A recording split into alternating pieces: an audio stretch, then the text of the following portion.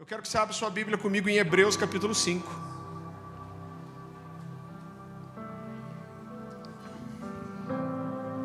Querido, só mais uma coisa. Enquanto você abre em Hebreus 5,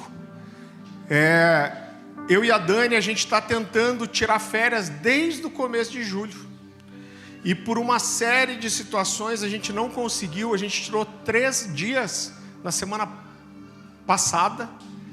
E a gente até tentou tocar o barco direto, mas nós estamos quase chamando Jesus de Genésio. Então a partir de terça agora a gente vai tirar 12 dias de férias. A gente vai estar na cidade, né? Se tiver alguma urgência a gente vai atender. Sábado que vem a gente vai fazer o Cultura Cornerstone lá em Mogi. Férias de pastor é assim, não tem jeito, 100% é quase impossível, né? A gente volta logo depois do almoço, se Deus quiser, para estar aqui à noite. Então eu não vou deixar de estar à noite aqui, mas só para vocês saberem que a partir de terça agora a gente vai estar 12 dias mais em off. Amém? Tenham misericórdia de nós. Hebreus capítulo 5, versículo 11. A palavra do Senhor diz assim: a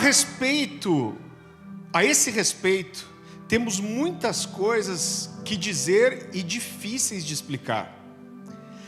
Porquanto vos tendes tornado tardios em ouvir.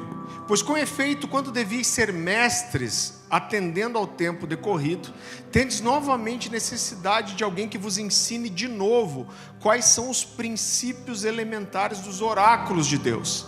Assim vos tornastes como necessitados de leite e não de alimento sólido. Ora, todo aquele que se alimenta de leite é inexperiente na palavra da justiça, porque é criança. Mas o alimento sólido é para os adultos, para aqueles que pela prática têm as suas faculdades exercitadas para discernir não somente o bem, como o mal. Queridos, eu entendo de todo o meu coração que a gente está entrando num momento muito profético. Você tem ouvido a gente falar que você está aqui há mais tempo. Há 2 anos que a gente entende que a partir de setembro agora existe um ciclo de uma mudança espiritual, de um tempo novo entrando. A gente tem uma expectativa de um grande mover de Deus sobre o Brasil. Eu tenho ensinado isso em alguns lugares onde eu tenho mais liberdade de pregar pelo Brasil. E uma pergunta que às vezes me fazem é: pastor, está 2 anos batendo a mesma coisa, e se não acontecer nada? Gente, se não acontecer nada é muito simples. Depois a gente vai estar no próximo mês do mesmo jeito, com a mesma fome, com a mesma sede, esperando por algo novo do Senhor. Amém? Mas eu creio de todo o meu coração que existe uma mudança nos céus. Existe um propósito de Deus para um derramamento nos nossos dias. Eu tenho falado com o Dan sobre isso, eu tenho visto outros homens de Deus falarem a mesma coisa, e a minha intenção com essa palavra é provocar o seu coração para aguçar o seu discernimento profético. Provavelmente no domingo que vem eu vou trazer algo que se complementa junto com isso, e eu quero mesmo provocar seu coração para que você esteja sensível nesses dias. O autor de Hebreus aqui, ele está falando então ao povo hebreu, ele está falando ao povo de Israel, né? E ele está falando durante o texto, na construção do texto, sobre a superioridade de Cristo em relação à antiga aliança. E nesse momento ele diz assim: olha, a respeito dessas coisas, ele está dizendo, nós temos muitas outras coisas difíceis de explicar. Só que depois de usar essa expressão difíceis de explicar, ele deixa claro que na verdade a dificuldade da compreensão não estava necessariamente na palavra ou na construção que era feita. Mas ele está dizendo que essas coisas eram difíceis de explicar porque aquelas pessoas haviam se tornado tardias em ouvir. Então o que ele está dizendo é: isso é difícil porque vocês não têm conseguido entender e receber o que a palavra de Deus está falando com vocês. Então, ele constrói esse entendimento, né? E depois ele diz: pois com efeito, quando deveríeis ser mestres, atendendo ao tempo decorrido, tendes novamente necessidade de que alguém vos ensine de novo quais são os princípios elementares dos oráculos de Deus. Então ele está dizendo: olha, pelo tempo que vocês têm, vocês deveriam já ser mestres, ensinar essas coisas. Mas a gente tem que voltar aqui para princípios dos oráculos de Deus.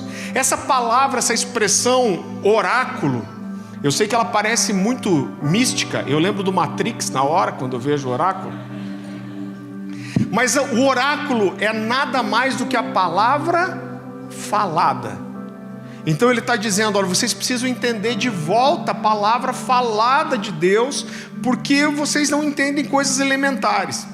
E é muito interessante, porque quando a gente olha para a Bíblia, e essa é uma das coisas tão fundamentais, e Deus, eu não lembro de ter visto, né, isso ser expressado numa pregação que eu me lembre dessa forma, mas é muito interessante nas Escrituras como Deus vai se apresentar vez após vez, como Ele é um Deus que fala aos homens. Deus, Ele se defende, Ele constrói a sua imagem como alguém que fala, né? Então Hebreus começa da seguinte forma. Eu quero que você vá comigo para Hebreus capítulo 1.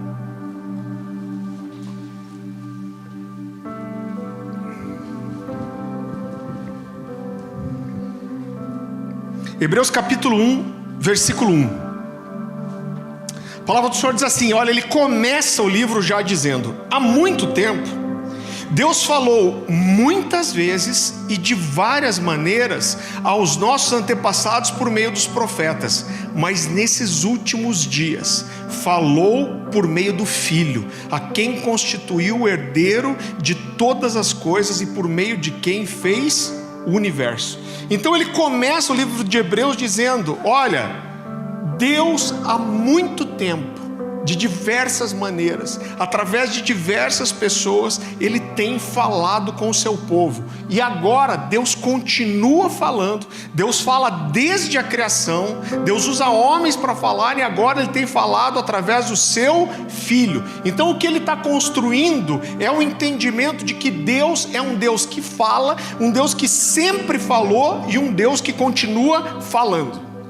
Então a gente olha para as Escrituras e já no início da criação do mundo, a gente vê Deus criando o mundo pela sua palavra. Já no início de Gênesis, a gente vai ler: disse Deus, haja luz, e houve luz.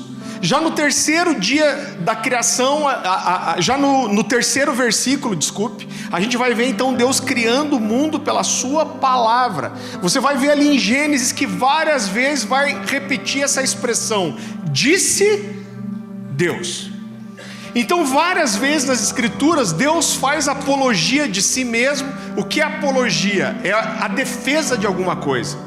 E Deus várias vezes nas Escrituras Ele vai fazer uma defesa dele mesmo, falando a diferença dele para os outros deuses. E a forma de Deus dizer isso é da seguinte forma: Ele diz: olha, eu não sou como os outros deuses. E o que Ele diz depois? Eu não sou como os outros deuses, que têm ouvidos e não ouve, tem olhos e não vê, e tem boca e não fala. Ele está dizendo: eu sou um Deus que fala, eu sou um Deus que fala com os homens, e vocês podem reconhecer isso como uma característica minha, vocês podem reconhecer quem eu sou, porque eu sou um Deus que fala aos homens.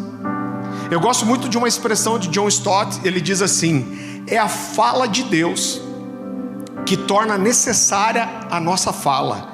Devemos transmitir o que Ele tem falado, daí a obrigação suprema de falar. Então o que Ele está construindo aqui, Ele está falando para pregadores, e não só para pregadores, mas para todo homem e mulher de Deus. Ele está dizendo: o fato de Deus falar torna necessário que nós falemos também. Nós abrimos a nossa boca e nós falamos com os homens, porque é isso que Deus faz conosco.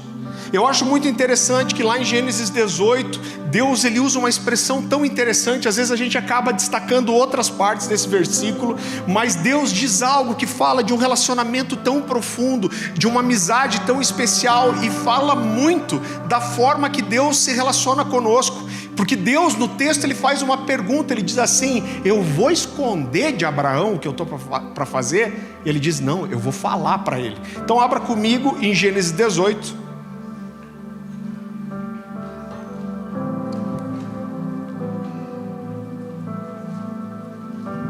Gênesis 18, a partir do versículo 17.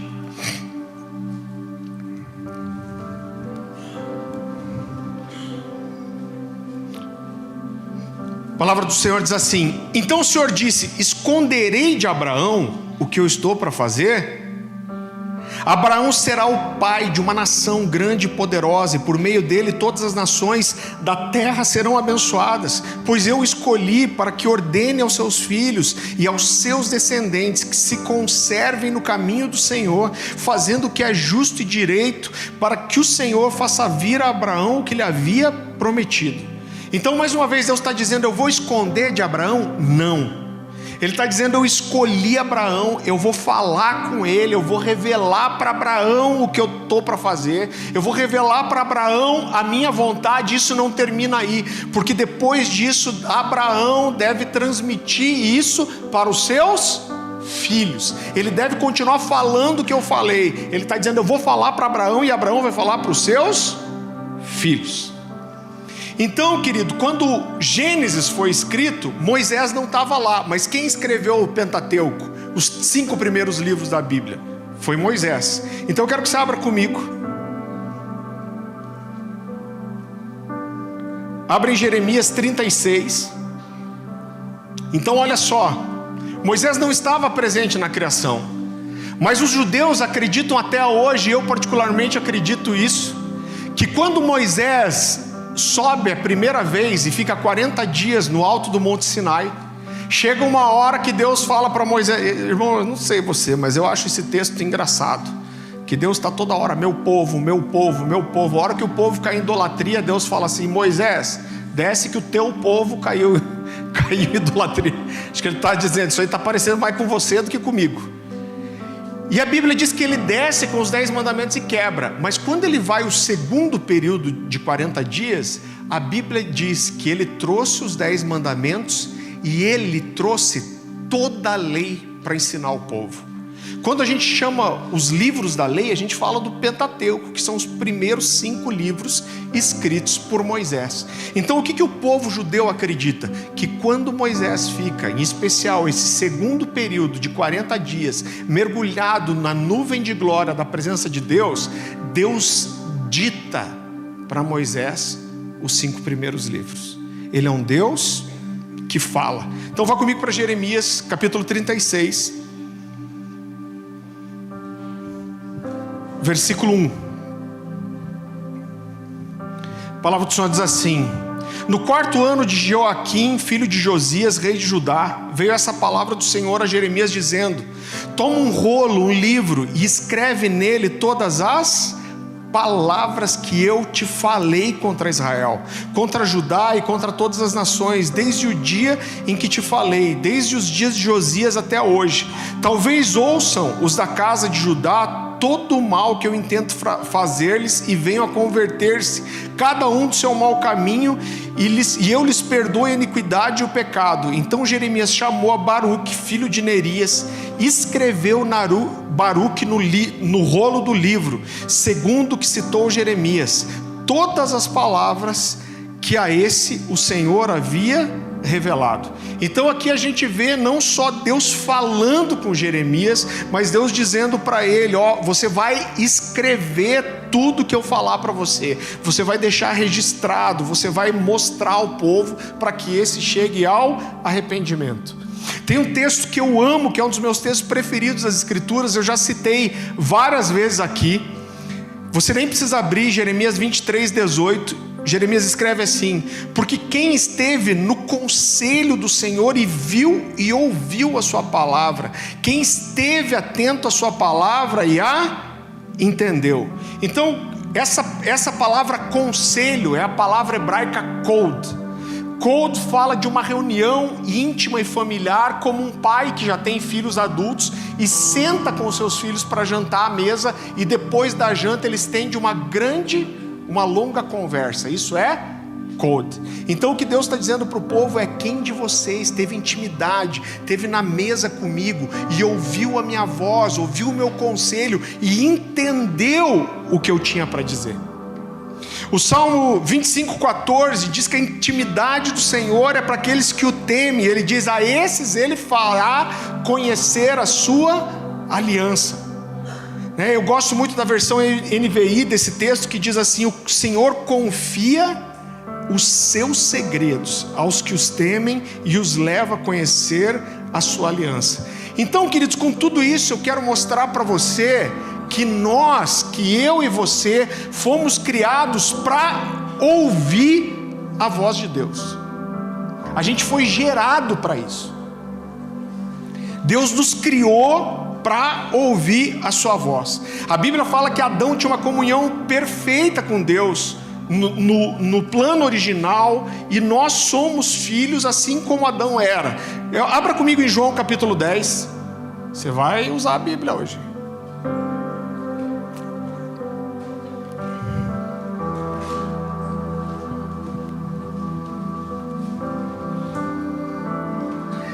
João capítulo 10, versículo 1. A gente está com um jogo de luz aqui ou é de propósito? Ah, por causa do texto. Aí o cara vai falando, ele dá uma deprimida. João capítulo 10, a partir do versículo 1. Eu lhes asseguro que aquele que não entra no aprisco das ovelhas pela porta, mas sobe por outro lado, é um ladrão e assaltante. Aquele que entra pela porta é o pastor das ovelhas.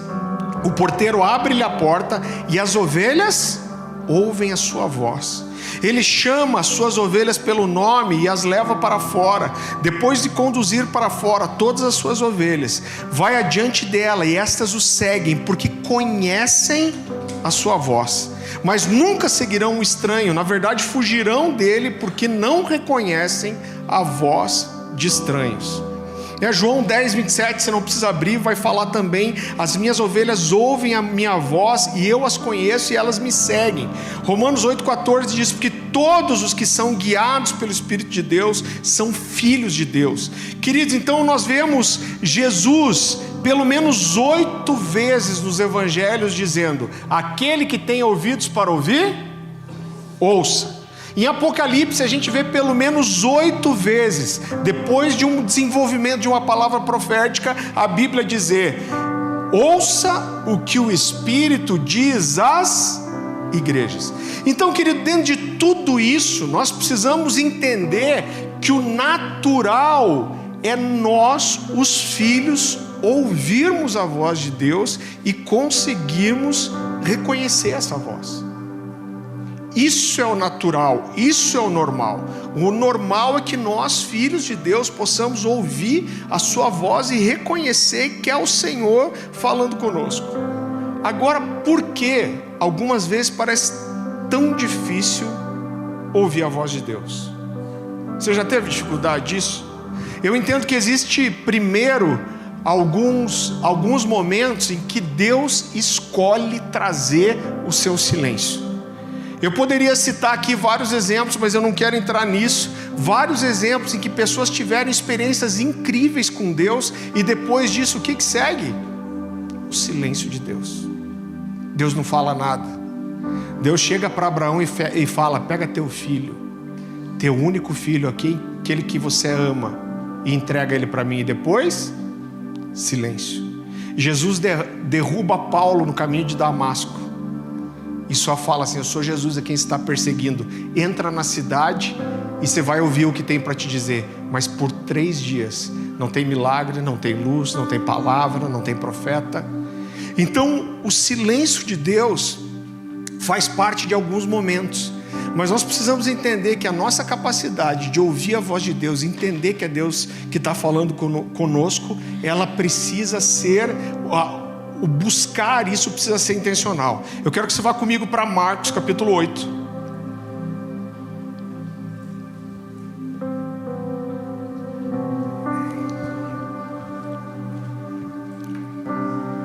Versículo 14. Jesus tinha acabado de fazer a segunda multiplicação de pães e peixes aqui. E aí olha o que acontece. Os discípulos haviam se esquecido de levar pão, a não ser um pão que tinham consigo no barco.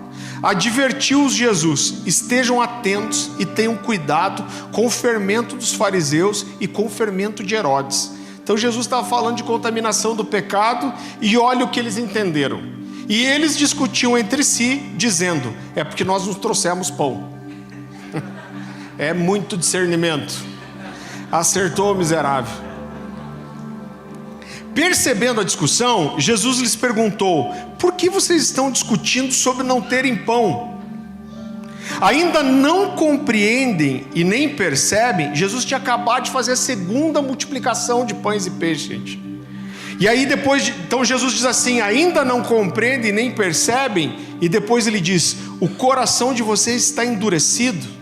Não tem vocês têm olhos, mas não veem, têm ouvidos, mas não ouvem. Não se lembram? Quando eu parti os 5 pães para os 5.000, quantos cestos cheios de pedaços vocês recolheram? 12, responderam eles. E quando eu parti os 7 pães para os 4.000, quantos cestos cheios de pedaços vocês recolheram? 7, responderam eles. E ele lhes disse: e vocês ainda não entendem? Então o que Jesus está dizendo para esses homens é: olha, eu tenho falado com vocês, eu tenho mostrado sinais, eu tenho dado provas, eu tenho chamado vocês para me ouvirem, mas mesmo assim vocês parecem ter olhos e não ver, ouvidos e não ouvir. E ele pergunta: o coração de vocês está endurecido para não ouvir? Então o que Jesus está querendo dizer aqui é: o problema não é eu não estar falando. O problema é vocês não conseguirem ouvir e nem entender. Quero que você vá um pouquinho para frente comigo. Mateus capítulo 13. Jesus tinha acabado aqui de contar a parábola do semeador. Eu acho que talvez seja a minha parábola preferida. Mateus capítulo 13. A partir do versículo 9, a partir do versículo 9.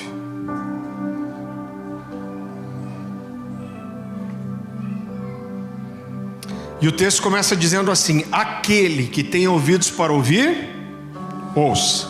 Os discípulos aproximaram-se dele e perguntaram: por que falas ao povo por parábolas?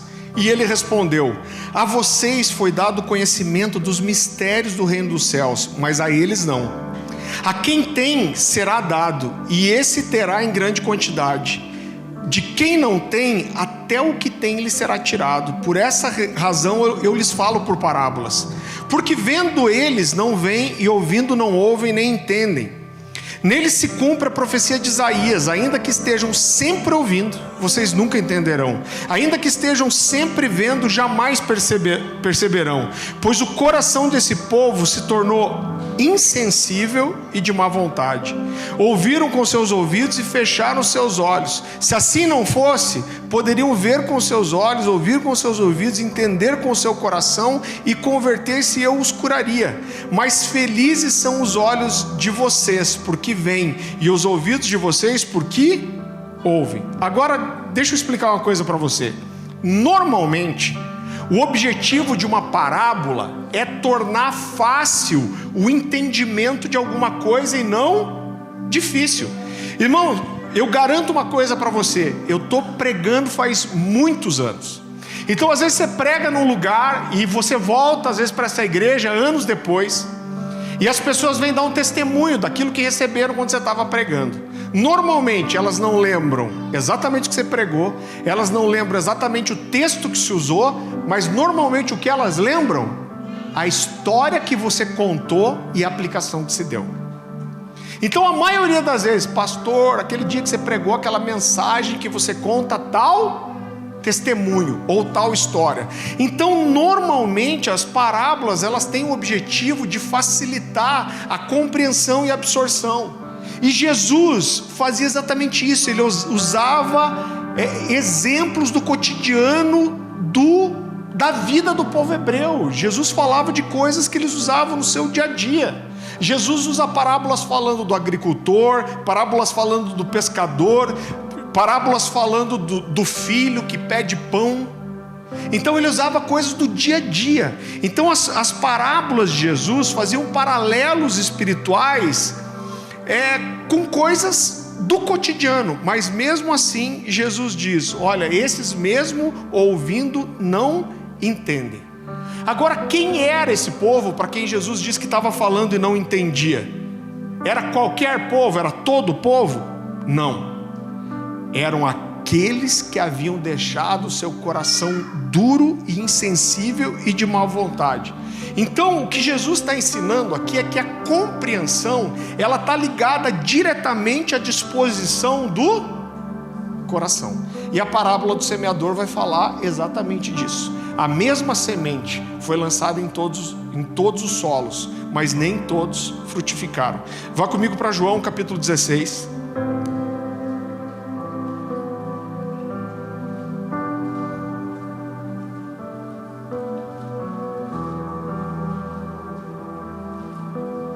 A partir do versículo 25.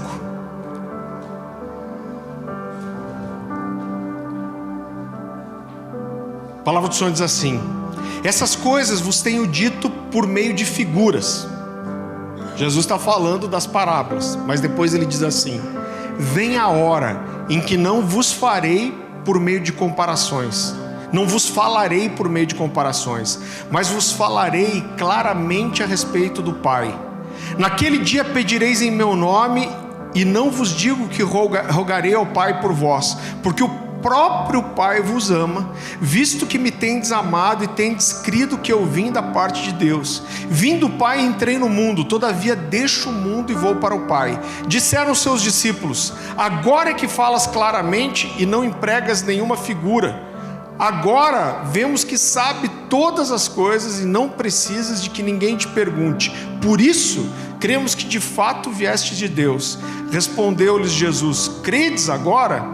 Então olha só, querido, Jesus usava parábolas, eu vou te perguntar, para que o ensino dele ficasse mais fácil ou mais difícil? O que vocês acham? Mais fácil? Eu vou te dizer que as duas coisas. Por quê?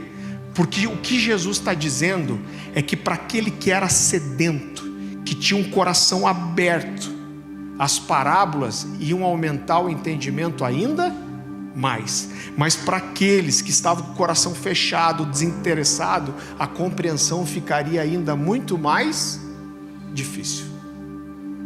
Por isso que muitas vezes Jesus falava de coisas claras e o homem não entendia. Eu gosto muito de uma frase de um cara chamado J. Blanchard, e ele diz assim: o homem que não está preparado para prestar obediência à palavra de Deus não é capaz nem de ouvi-la corretamente. Por isso as parábolas tornam-se janelas para algumas pessoas e muros para outras. Você entende isso, querido? Quero voltar com você para João 13, 14. A gente vai ler de volta. A palavra do Senhor diz assim: nele se cumpre a profecia de Isaías: ainda que estejam sempre ouvindo, vocês nunca entenderão. Ainda que estejam sempre vendo, jamais perceberão. Pois o coração desse povo se tornou insensível, de má vontade. Ouviram com seus ouvidos e fecharam seus olhos. Se assim não fosse, poderiam ver com seus olhos, ouvir com seus ouvidos e entender com o seu coração. E queridos, aqui nós temos dois princípios para se ouvir e entender a voz de Deus. Você sabe que essa é uma pergunta que os jovens em especial me falam muito. Eles falam assim: olha, como saber se é Deus que está falando comigo? E eu lembro que uma vez num culto na antiga igreja, um dos líderes lá chegou para mim e falou assim: Farley, eu estava falando com um jovem, orientando ele, e chegou uma hora, ele falou para mim assim: olha, como eu faço para saber que realmente é Deus que está falando comigo? Irmão, eu dei para ele um exemplo simples, que veio na hora, mas a partir desse dia eu acho que ele se encaixa tão bem, que eu passei a ensinar várias vezes. Eu falei para ele: olha, se a gente ligasse um Bluetooth aqui nas caixas de som da igreja, E eu falei: e o seu pai te ligasse? E de repente na caixa a igreja está cheia, e o seu pai fala assim: filho, você está aí? Quem provavelmente quer ser a única pessoa que ia reconhecer que é o seu pai? Ele falou: eu. Eu falei: por quê? Ele falou: porque eu tenho intimidade com ele, eu sei o jeito que ele se dirige a mim, eu sei como ele me chama, eu sei o tom de voz dele quando me chamar. Eu falei: cara, é exatamente a mesma coisa. A nossa capacidade de filtrar e entender quando é a voz de Deus ou não é desenvolvida através da construção de uma intimidade. Agora, justamente o desejo por essa intimidade, o desejo por conseguir a voz de Deus, ouvir a voz de Deus e discernir ela, que nos provoca a ter essa vida de intimidade, essa vida devocional. Então eu lembro que quando eu estava saindo da adolescência ali com 18 anos, eu li alguns livros que marcaram muito a minha história, né? Eu não vou falar, gente, me entendam, eu não vou falar aqui da doutrina dessa pessoa, eu não vou falar da vida dele, ele teve coisas bem ruins depois, mas a verdade é que o livro me marcou muito. Eu tinha uns 16 anos quando eu li o Bom Dia Espírito Santo. Eu fui extremamente marcado por ver alguém que falava de ouvir a voz de Deus com clareza. E eu comecei a ir para uma casinha que meus pais tinham no litoral de Antonina, e eu me fechava lá sozinho. Cheguei a ficar 2 semanas fechado, e uma das coisas que eu mais orava lá é: Deus, eu quero aprender a ouvir a sua voz e saber que é o Senhor que está falando comigo.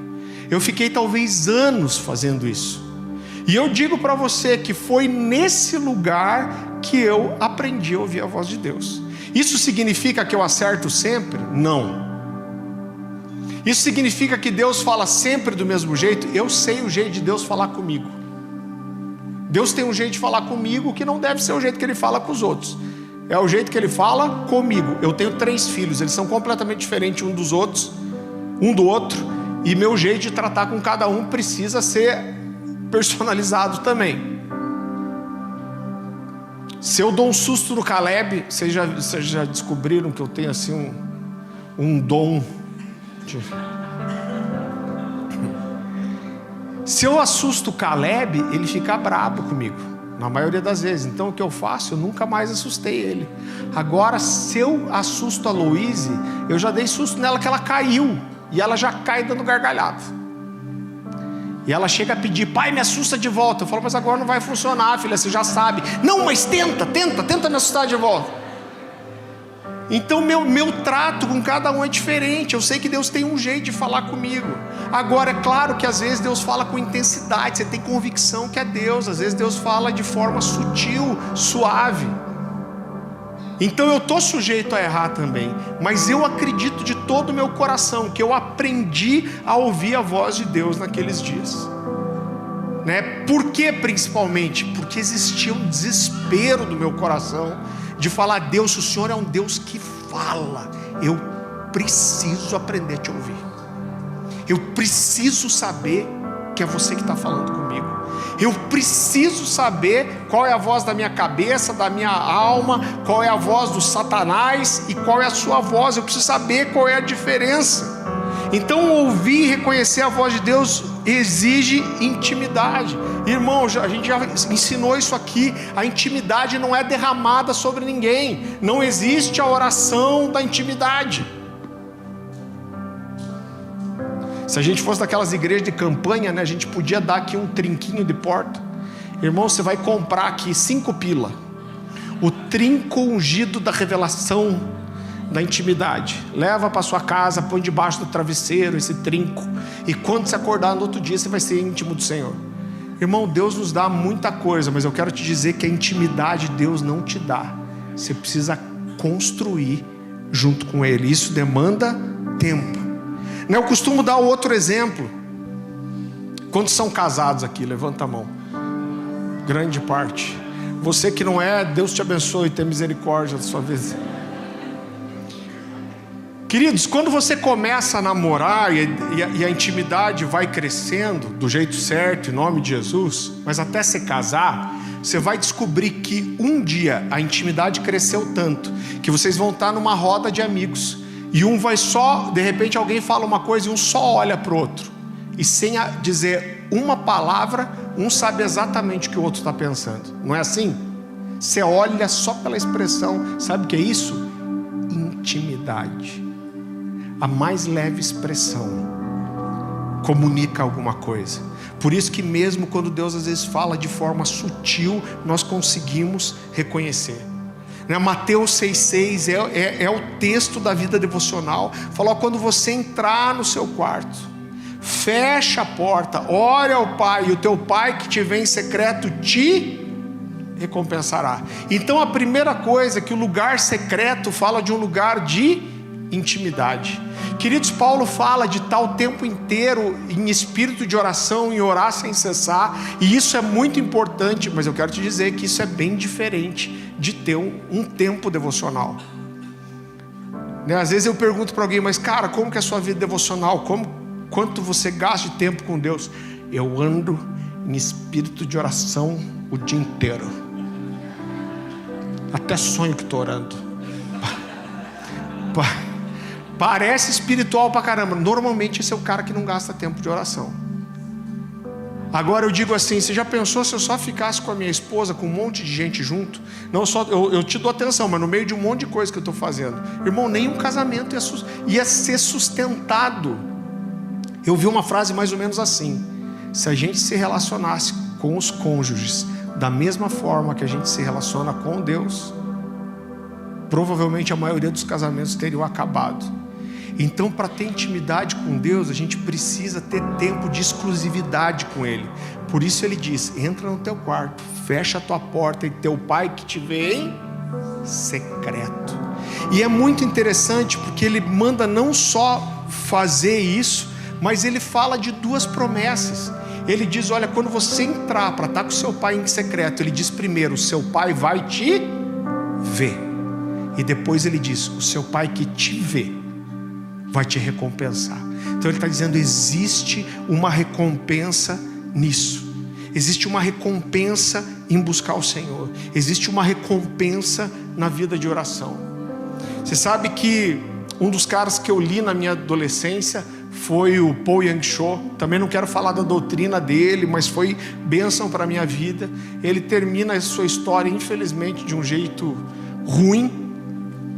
Mas quando ele estava já encerrando quase sua carreira, eu não sei quantos anos, mas bem velhinho já, eu vi uma entrevista em que uma repórter falava para ele assim: o senhor está com essa idade, fiel no ministério a vida inteira. E essa repórter fala assim: se fosse para o senhor mudar uma coisa, o que o senhor mudaria? Esse cara gastava no mínimo 3 horas de oração por dia. Ela pergunta isso para ele, ele fala assim: olha, se fosse para eu mudar uma coisa, eu ia ter gasto a minha vida orando mais. Então, irmão, a verdade é que não tem outra forma de a gente entrar nesse lugar de intimidade para ouvir a voz de Deus, senão gastando tempo com Ele. E a segunda coisa é nós estarmos sensíveis. O que é estar sensível? É buscar esse lugar, querido, onde nós sabemos que nós temos necessidade de ouvir a Deus. É buscar esse lugar de fé, buscar esse lugar de estar atento. Eu falo para vocês, semana que vem eu vou falar provavelmente disso mais, mas toda vez que chega o final de ano, novembro ali, eu tenho um caderninho que me acompanha há anos. E chega novembro eu começo a orar e falar: Deus, o que o Senhor tem para esse ano? O que o Senhor vai me falar? Eu falo: eu não quero começar esse ano no escuro. Eu quero saber o que o Senhor quer fazer na minha vida, o que o Senhor vai fazer no mundo. Então eu tenho há 2 anos pregado uma coisa aqui que eu creio que eu ouvi de Deus de um tempo específico. Então a gente precisa ouvir.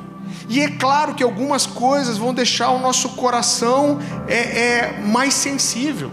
Então buscar a voz de Deus e ouvir a voz de Deus, estar sensível, envolve essa disposição, esse desejo e essa fé. Então eu quero que você vá comigo para Hebreus capítulo 11.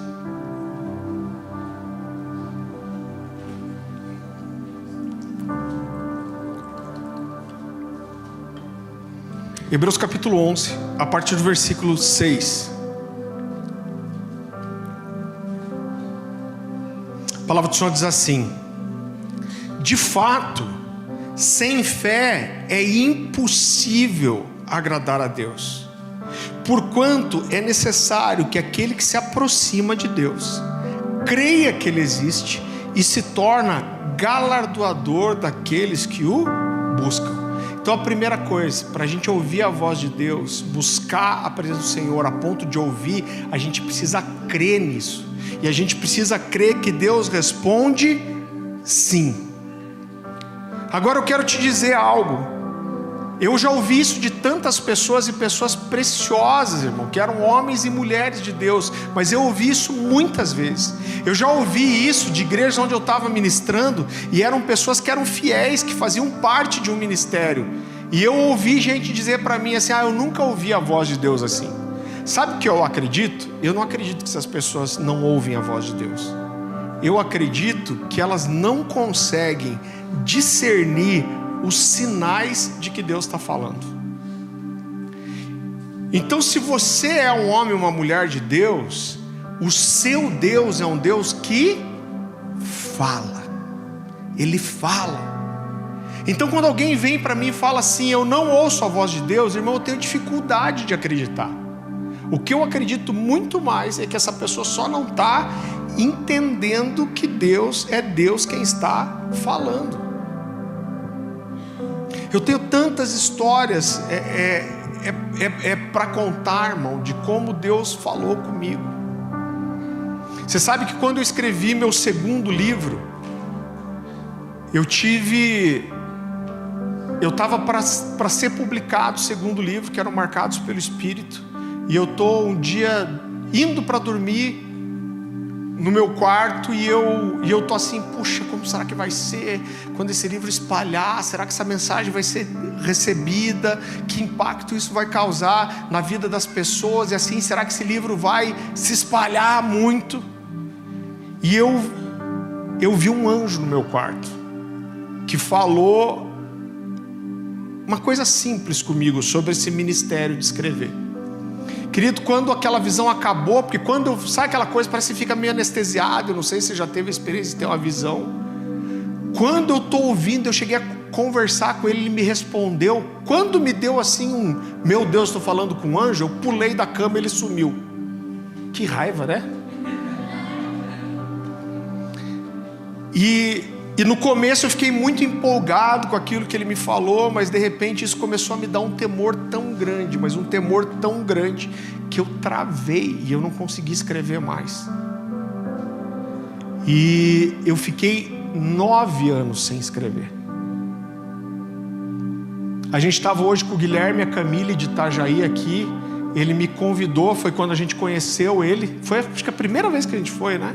Para ministrar lá em Itajaí, na igreja que ele era. Irmão, um garoto, 2 anos de conversão. E aí eu sentei, a gente foi jantar com ele. E aí ele falou para mim no meio da janta, ele falou assim, isso acabou gerando uma aliança entre a gente. Ele falou assim: por que você não escreve mais? E irmão, eu tinha uma resposta pronta na gaveta. Eu falei: olha, eu não tenho tempo, eu tenho filho pequeno, eu tenho ministério. Era a resposta pronta. Eu falei: cara, e hoje, para eu conseguir escrever, eu tenho que tirar esse tempo de escrever da minha vida devocional. E aí esse garoto, com 2 anos de conversão, olhou para mim e falou assim: meu Deus do céu. Eu falei: o que foi? Ele falou: Deus me falou que era para eu te cutucar, te perguntar sobre o livro. E Deus me falou que você ia dizer que não tinha tempo, que tinha que tirar seu tempo da sua vida devocional, e Deus já me deu uma resposta para você. Irmão, eu fiquei incrédulo. Eu vou te falar, eu fiquei incrédulo. Eu olhei e falei: eu quero ver o que esse guri vai falar.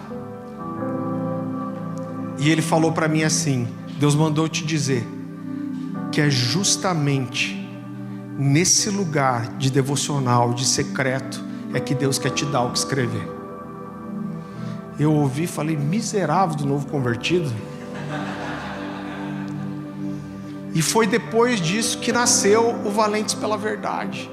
Então, irmão, Deus fala, Deus fala. Eu lembro de tantas situações que eu me dediquei, né, para buscar a voz de Deus. Eu sempre conto essa história. Eu gosto de ir, eu tô com saudade disso. Às vezes eu pego essas igrejinhas de bairro, né, que é pequenininha. Eu falo, tem uma manha para você ir nessas igrejas. Irmão, você pode ir, a gente não liga que você visita outras igrejas aqui. Então às vezes eu vou naquelas igrejas, aquela assembleia Maria do Monte. Quem já foi na Maria do Monte? Mano, era manto a Maria do Monte, hein? Esses dias eu estava, acho que em São Paulo, e alguém me falou, eu vou na Maria do Monte aqui. Falei, é mesmo, mano? Ela falou, ela tá aqui agora. Falei, caraca, mano. Mano, a Maria do Monte era sinistra. Mas eu gosto de ir numas igrejinhas, as assembleias são fortes, são pessoas muito simples, mas com uma fé muito genuína. E eu sempre falo assim, ó, tem uma manha de si. Irmão, não estou dizendo que você tem que ficar buscando profeta, mas tem hora que eu sinto meu coração provocado. Eu falo, Deus, estou precisando ouvir alguma coisa. E tem uma manha, né? Eu falo assim, a primeira coisa, você chega atrasado. É o único dia que você pode chegar atrasado pro culto. Você chega atrasado por quê? Porque é para ninguém ficar conversando com você, para você não dar mole pro profeta, né? Vai que o cara vem conversar comigo e fica pescando alguma coisa. Segunda coisa, você senta na última fileira, que normalmente nesse tamanho de igreja é tipo a terceira ou a quarta.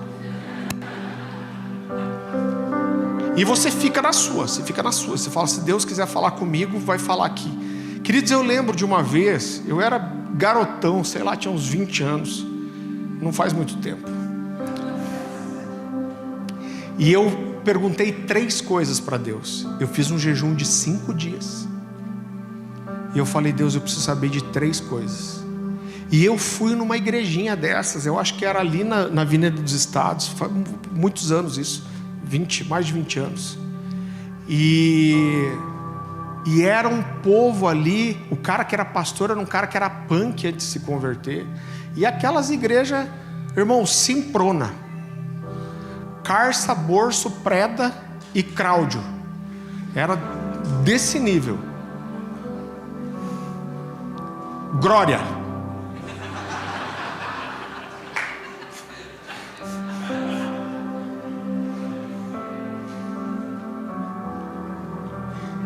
Esses dias eu ouvi uma aflição no culto, falei, poxa, glória a Deus.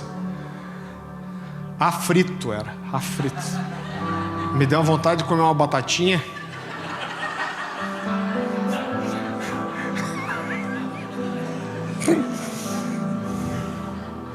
Aflito, aquela batatinha. Eu já me perdi, eu não lembro o que eu estava, lembrei. E aí eu estava 5 dias, eu não lembro exatamente se foi no último dia, mas eu falei, Deus, eu não vou abrir a boca aqui para falar com ninguém, mas eu quero que o Senhor fale comigo. E aí passou o louvor, aquela maravilha que é essas igrejinhas.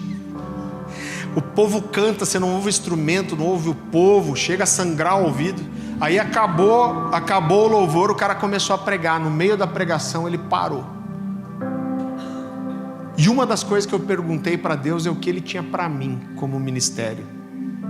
Esse cara falou assim, eu preciso parar de pregar aqui, porque Deus me falou 2 coisas sobre aquele jovem ali. E era eu. E uma das primeiras coisas que Ele me falou é, Deus tem para você ser um pregador. Eu nunca tinha viajado de avião na vida, irmão. Para pegar ônibus já era... Até hoje, eu pego o Uber Black, acho que estou arrebentando. Ele falou, você vai viajar de avião de um lado para o outro, você vai viver viajando.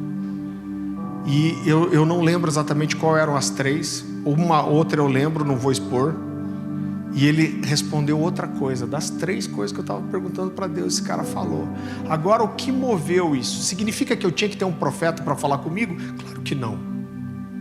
Mas eu acredito que a minha sede de ouvir Deus e de entender que Deus é um Deus que fala, provocou o céu. Eu falei, Deus, eu preciso te ouvir. Irmão, eu tinha isso, uns 17 anos, eu estou um dia orando em casa e eu ouvi Deus falar comigo assim, faz um jejum, que você vai ter a sua primeira experiência de expulsar um demônio. Eu falei, caraca, mas sabe aquela coisa assim, eu tive tão convicção que Deus falou. E eu comecei a fazer um jejum. Eu nem lembro que jejum que era, mas eu fiz uns dias de jejum. E aí eu estou um dia no ponto de ônibus. Ah, Deus, tem senso de humor. Estou no ponto de ônibus e vem um cara, bêbado, mas cozido e meio. Você tem um dinheiro aí, não sei o quê. Eu olhei para ele e falei assim: posso orar por você? Ele falou: pode. Mano, eu meti a mão na cabeça dele, ele já caiu endemoniado já. E aí a hora que ele caiu, eu falei: mano, tá acontecendo o que Deus me falou. Meti a mão na cabeça dele, nisso parou o ônibus. Parou o ônibus, abriu a porta. Aí eu vi o motorista assim, para fechar a porta de volta. Só faltou meter um... Perdi o ônibus ainda. E foi uma experiência incrível, porque eu repreendi aquele espírito maligno, e quando eu repreendi, levantou dele um cheiro de cachaça. Eu senti sair aquela nuvem de cachaça. A hora que eu senti aquele fedor passar assim, ele olhou para mim e começou a chorar e levantou completamente são. Irmão, eu tinha 17 anos, mas eu era sedento por ouvir Deus falando comigo. E às vezes é tão simples. Você sabe que tem uma história que eu gosto muito de contar, de quando a gente estava na comunidade Alcance ainda.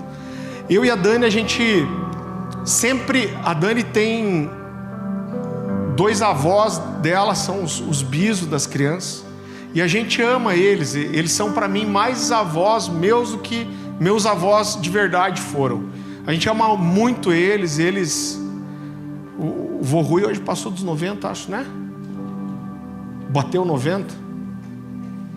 E a gente, por muitos anos, a gente sempre foi lá no Natal para passar o Natal com eles. Então ali na comunidade Alcance a gente dividia as férias, quem que ia sair em cada época, e eu sempre pedia para sair de férias um pouquinho antes do Natal para passar o Natal com eles.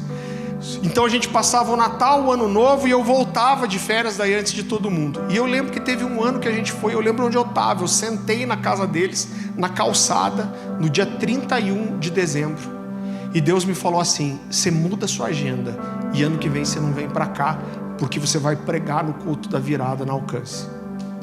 Eles tinham um culto da virada, como a gente faz aqui. E eu lembro que eu falei isso para Dani. Eu falei: Dani, ano que vem a gente não vem, a gente vem todo ano. A gente já estava mais de 15 anos indo. Eu falei porque Deus me falou que eu vou pregar no culto da virada. E aí o que aconteceu? O culto da virada não era um culto muito concorrido, porque muita gente queria ver sua família, viajar. Então era meio assim: puxa, quem que vai ficar esse ano pro culto da virada? E eu nem me preocupei, falei: a hora que eu falar que eu quero pregar no culto da virada, todo mundo vai me dar a oportunidade. Eu acho que quando chegou lá por junho, julho, e eu ia falar já sobre isso, o Luciano numa reunião fala assim: gente, esse ano, todo ano eu viajo, esse ano não vou viajar, eu vou ficar aqui pro culto da virada. Eu falei: ixi. Aí o pastor Marciano falou: não, e se você não for, eu vou ficar aqui também, se você não pregar, eu prego. Irmão, eu era o coroinha, né? Eu falei: e agora? Cara, eu fiquei orando por aquilo, Aí chegou mais perto, eu dei uma cutucada, eu acho que quando estava lá por outubro, eu falei: e daí o culto da virada? A mesma história. O Luciano falou: não, eu vou ficar, eu prego. O Marcelo: não, eu vou ficar, se não pregar, eu prego. Eu falei: Deus, mas eu tenho uma convicção que o Senhor falou comigo. Até pensei em voltar atrás. Falei: já que eles vão pregar, então eu viajei na maionese, ouvi Deus nada, vamos sair nas férias como sempre. Eu cheguei a me preparar para falar com eles e ouvir de Deus. Eu falei com você. Irmão, chegou o dia do culto da virada, e a história era a mesma. Todo mundo entre o presbitério tinha dito que quem ia pregar? O pastor Luciano. E o pastor Luciano ia estar, e o Marciano ia estar também. Todo mundo resolveu ficar. E aí chegou na hora de sair para o culto. Eu falei: cara, não vou nem levar meu iPad. E deu aquela coisa assim: Deus, eu falei com você. Falei: cara, em todo caso, vou levar o iPad, não vou passar vergonha, deixar o iPad no carro. E aí chegamos, entramos, tudo certo, que o Luciano ia pregar, e aí começou o culto. E deu, acho que era 8 horas o culto, e deu 8h05, deu 8h10, deu 8h30, e nada do Luciano. E eu já tô assim: cara, será que Deus vai falar alguma coisa? Eu já tinha o que pregar, já tinha tudo. Quando estava na hora de terminar o louvor, entra o Luciano assim, para do meu lado e vira para mim assim: cara, acordei com um torcicolo. você não tem uma palavra aí para pregar, não? Eu falei: tenho. Ele falou: é sério? Eu falei: cara, Deus falou comigo, eu só não tinha falado nada para você, porque você tinha dito que ia pregar. Aí ele olhou para mim e fez assim, e não me falou nada. Cara, e acabou o louvor, e fizeram os anúncios no meio de culto. E aí ele subiu. Eu falei: mano, vai pregar com torcicolo? Ele falou: gente, eu tô com torcicolo aqui, então quem vai pregar hoje, tem uma palavra para hoje, é o pastor Farley. E aí eu subi e preguei. Irmão, não aconteceu algo incrível, sobrenatural. Eu ouvi testemunhos de pessoas que foram muito tocadas naquele culto. Mas o mais importante para mim foi entender que Deus é um Deus que fala. Então o meu desejo para você, e o que eu quero provocar o seu coração, você sabe que isso é uma coisa muito de verdade, eu estou expondo o meu coração para você. Isso tem me perguntado em vários lugares. O pessoal sabe que a gente é uma igreja nova, que a gente tem vivido coisas especiais aqui. A gente é uma igreja pequenininha, mas pessoal, vocês soubessem como tem gente tudo quanto é canto do Brasil olhando para a gente, recebendo da gente aqui, pessoas que viajam para conhecer a igreja. Isso é muito especial. E uma das coisas que as pessoas mais me perguntam é: qual é o seu maior desafio como igreja? E normalmente eu falo o seguinte, eu falo: cara, quando Deus nos colocou numa transição, foi um período muito difícil de ouvir Deus, de deixar o que a gente tinha, de começar do zero. Mas quando eu olho para vocês aqui hoje, a maior convicção que eu tenho no meu coração de olhar para a nossa história é: a gente ouviu Deus. A gente ouviu Deus. A gente tem histórias tão preciosas de vários de vocês aqui. Uma das mais fortes para mim é a história do Marcelo e da Lucy. A gente não tinha contado para ninguém da transição ainda, né? Ninguém sabia, só eu e o Luciano, e o Francisco. E aí a gente saiu de férias. Foi no dia 1º que você me ligou, acho, de janeiro, né? A gente estava de férias e o Marcelo me liga. Eu não sei nem se a gente tinha conversado pessoalmente já, Marcelo. Acho que não, né? Aí o Marcelo me liga e falou: ô pastor, não sei se você lembra de mim. Eu falei: cara, eu lembro de você. Eu lembrava muito bem deles, da Lucy. Ele falou: cara, eu não sei o que você vai fazer com isso, mas eu tive uma visão no dia 31 de dezembro, virando para o dia 1º, para hoje. E eu tive uma visão que eu estava com a minha família, eu vi um anjo. E esse anjo dizia para mim: procura o Farley. Ele falou: eu não sei porquê, mas eu tô aqui te ligando. Gente, eu sabia da transição, não podia falar para ninguém. Falei: meu Deus. Falei: vamos orar. E quando a gente fez a transição, eu lembro do Luciano chegar para mim e falar: cara, olha isso que o Marcelo experimentou. Esse é um dos caras que tem que ir com você. Então, irmão, Deus é um Deus que fala. Eu não me conformo com não ouvir Deus. E voltando, quando eu olho para a nossa história, eu olho para trás, é onde a gente está, o que a gente viveu, e eu consigo olhar e falar assim: cara, a gente ouviu Deus. Então, quando me perguntam assim, qual é o seu maior desafio como igreja hoje? E eu digo para você: sabe qual que é o nosso maior desafio? O meu maior desafio é continuar ouvindo o Senhor. A gente precisa permanecer nesse lugar de dependência. Eu falei para Dani na semana passada, eu falei: Dani, é tão maravilhoso tudo que a gente tem vivido, mas a impressão que eu tenho é que eu preciso ouvir mais alguma coisa nova de Deus. E é esse o lugar que eu estou hoje. E eu entendo que isso é algo que Deus quer tocar, não só eu, mas é uma estação da igreja, de sensibilidade espiritual. E isso não fala só sobre as coisas da igreja, isso fala sobre a sua vida, do que Deus tem para você, o que Deus quer fazer, do seu chamado, do que Deus quer operar na sua vida e através dela. Então eu realmente entendo um tempo profético. Você sabe, no dia 1º de setembro a gente está iniciando um jejum de 40 dias.